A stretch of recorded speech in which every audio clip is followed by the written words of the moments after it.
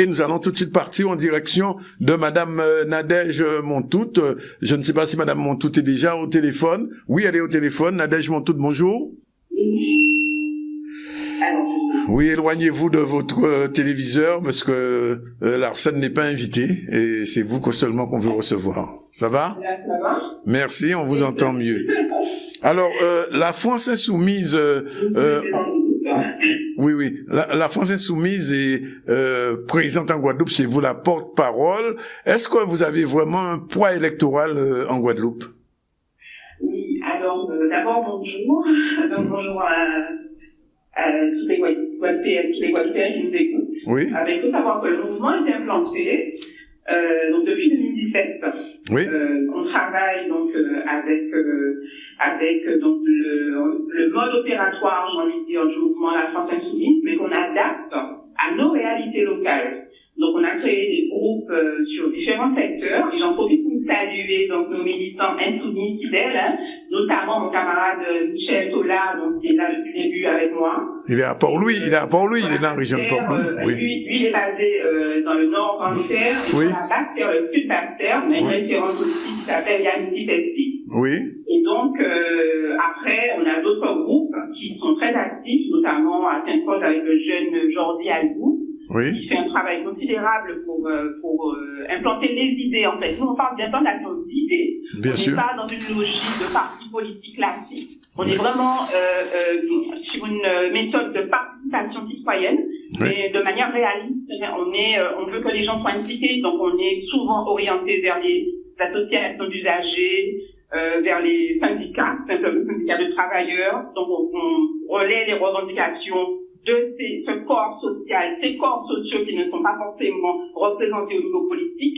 Oui. Et en fait, c'est la philosophie du mouvement. Oui. Donc, on relaie vraiment les revendications des différentes catégories sociales de notre société guadeloupéenne et on prône en quelque part un militantisme politique basé sur de vraies convictions. Mais Nadège Montout, comme sur des convictions de gauche. Oui, Nadège Montout, qu'est-ce qui a fait que vous avez rejoint la France Insoumise? Parce que il y a des partis en Guadeloupe. Ça tombe bien que vous me posiez la question. Je pense que je n'ai pas vraiment eu l'occasion d'intervenir sur ce point.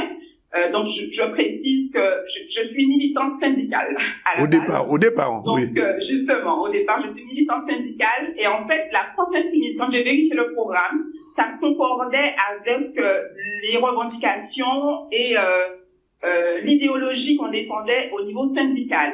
Comme je le précisais tout à l'heure, il y a des revendications qui ne sont pas prises en compte au niveau politique. Et c'est ce que nous essayons de faire au niveau de la France Insoumise. Donc c'est vraiment la philosophie qui m'a attirée. Donc cette façon de donner la parole à des gens qui ne sont pas entendus au niveau politique. Je me répétais, mais les syndicalistes en particulier, les associations d'usagers qui travaillent beaucoup avec nous, les lanceurs d'alerte aussi, puisque j'ai vu qu'il y a des messages qui circulent sur les lanceurs d'alerte. Il faut savoir que nous, on en a beaucoup au sein de la France Insoumise, et notamment lors de la campagne des européennes, puisque j'étais candidate sur la liste de la France Insoumise pour les européennes, j'avais à mes côtés des lanceurs d'alerte.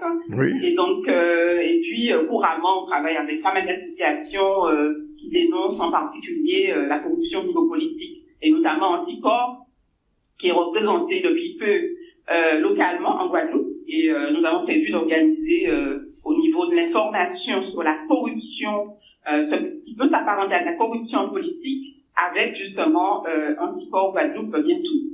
Oui, mais alors, une question quand même.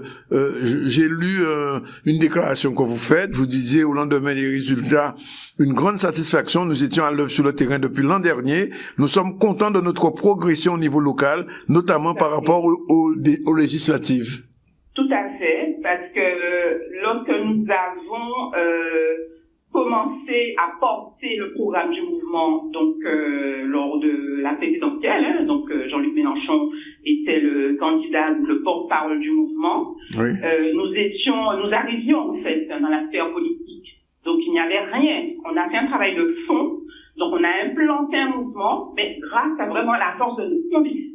Parce qu'on n'avait rien, on est parti de rien, on n'avait pas de moyens financiers, et on a pu créer des groupes, créer une émulation au niveau local, basée sur notre idéologie, notre vision, qui est bien avec le système qu'on connaît, le système capitaliste qu'on dénonce, au même titre que les syndicats, au même titre que beaucoup d'autres mouvements avant nous, qui ne sont pas sur cette vision de la société consistant à toujours vouloir engranger des bénéfices sans les répartir sur ceux qui sont fournissent le plus d'efforts, notamment les travailleurs. Oui. Et donc, nous, en fait, nous sommes vraiment en rupture avec le système qui nous est proposé jusque-là. Donc, on est système, mais on propose un projet politique derrière. On ne se contente pas de dénoncer. On est vraiment sur un projet de société parallèle au système qui nous est proposé. Et en fait, toutes nos actions, tout ce qu'on propose comme projet, c'est lié à ça. En fait. Tout est lié. C'est pas, on n'est pas dans des coups, mais dans des analyses approfondies. Et en fait, tout est lié à notre idéologie, à notre vision politique. Alors, et est-ce que au niveau local, voilà, je disais qu'on de fond, donc justement de ces idées au niveau de la Guadeloupe, mais bien entendu en prenant en considération nos réalités locales. Alors, précisément, Nadège Montout, est-ce que à la France Insoumise, on considère que la Guadeloupe est encore en situation coloniale? Alors, c'est une question qui nous est posée régulièrement. Oui. En fait, si vous voulez, le positionnement de la France Insoumise, c'est de dire que ce sont les peuples qui doivent s'auto-gérer, s'auto-déterminer. Oui. À ce niveau-là, Mélenchon a été clair. Ce sont les gens concernés qui doivent décider de leur sort. C'est-à-dire que si nous, en Guadeloupe, on décide, on voudrait d'une forme d'émancipation, ce serait à nous de le décider avec notre population. Oui. On n'est pas dans une logique de dictature non plus. On n'est pas là pour imposer nos idées aux autres. Oui. Il faut vraiment avoir l'assentiment de toute la population, de mettre en place peut-être des consultations populaires. On est pour ce type de méthode, de manière à ce que tout le monde adhère au projet qu'on voudrait proposer. C'est vraiment au niveau local qu'il faut que ça se décide. Donc, c'est pas la France Insoumise qui va décider du sort de la Guadeloupe, ce sont les Guadeloupéens. Et nous, justement, on veut bien participer, contribuer à ce type de débat, parce qu'on est pour.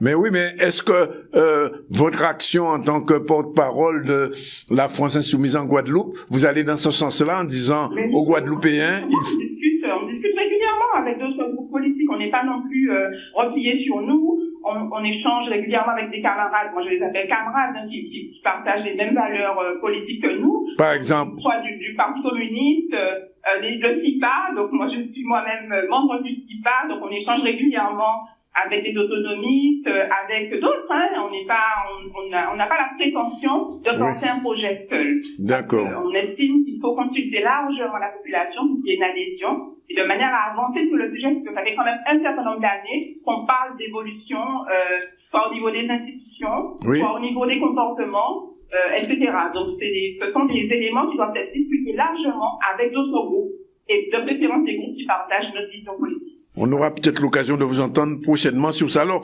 hier, la France Insoumise, enfin particulièrement Madame Danielle Obono, a sorti un communiqué de presse et elle porte plainte contre ce qui s'est passé la semaine dernière dans le journal d'extrême droite Valeurs Actuelles. Oui, alors quel est votre... il faut savoir que oui, le communiqué de presse, on l'a relayé donc au niveau des médias locaux, et d'ailleurs Danielle aura l'occasion d'intervenir à justement de la lignée qu'on a pu mettre en place. Oui, allô? On vous entend plus. Objet de son élection, depuis 2017. Oui.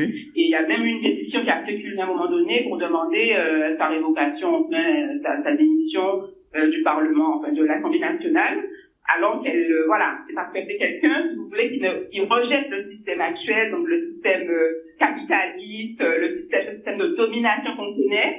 Oui. Donc, comme elle côtoie pas mal de groupes qui dénoncent ce que nous, on pourrait appeler ici, puisque nous sommes des peuples quand même qui avons subi ce qu'on connaît, donc l'esclavage, et puis on a une histoire qui est différente de celle de la population française. Donc il y a des gens, en fait, si vous voulez, qui n'acceptent pas que des personnes comme Daniel, donc qui représentent une certaine catégorie de la population française, puissent s'exprimer tout simplement. Oui. Ils veulent la faire taire, alors que ça s'est passé un moment qu'elle dit qu'elle elle ne fait pas de l'incitation à la haine, au contraire, elle lutte contre le racisme.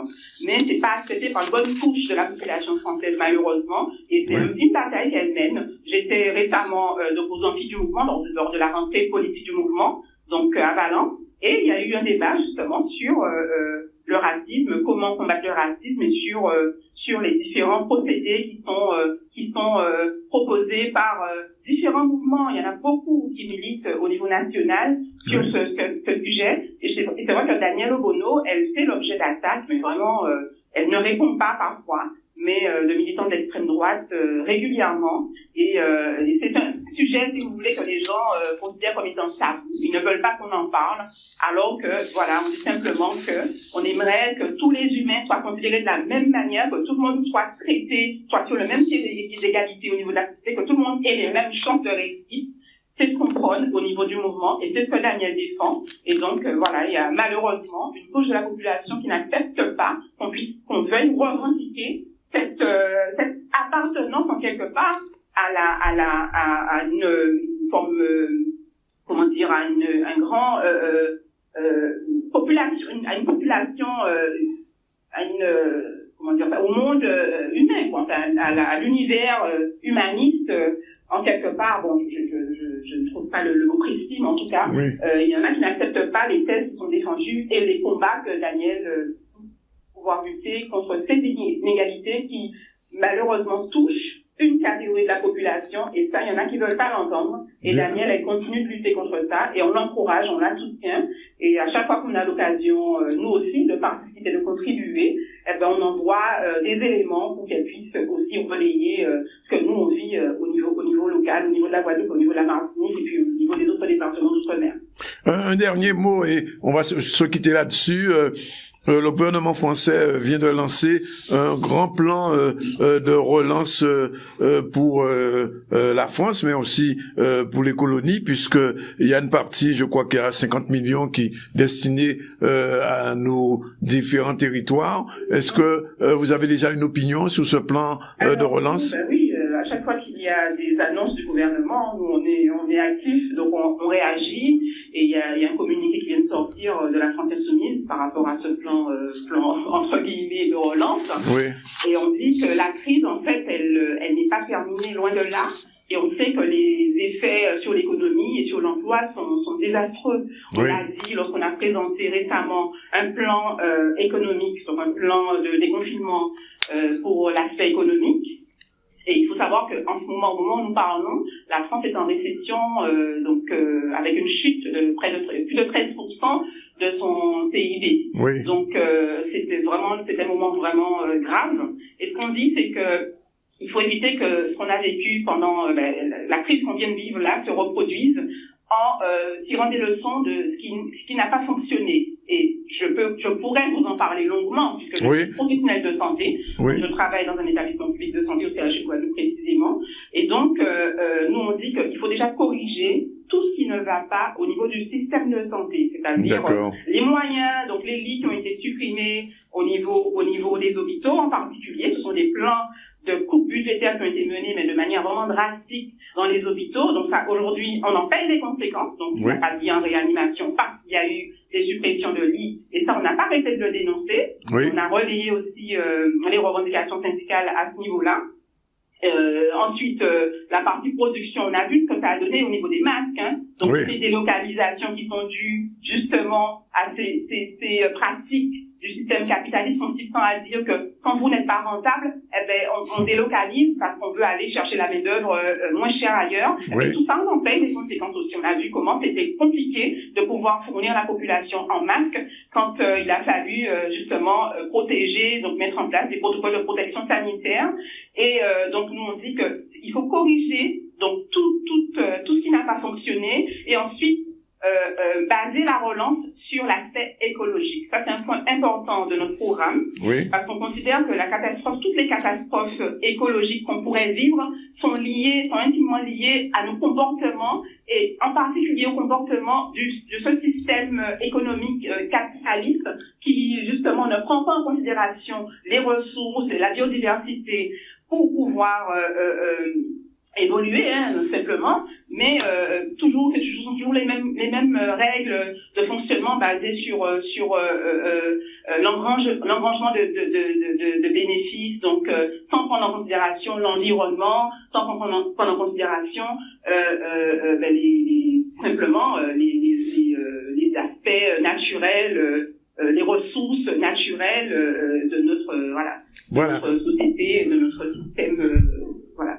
Bien, Nadège Montout, on vous remercie et puis on aura l'occasion de vous recevoir en présentiel, on espère avec plaisir. Prochainement. Et puis pour l'instant, on vous souhaite de bon rétablissement et puis à très bientôt. Merci. Merci à vous. D'être avec nous en direct. Il est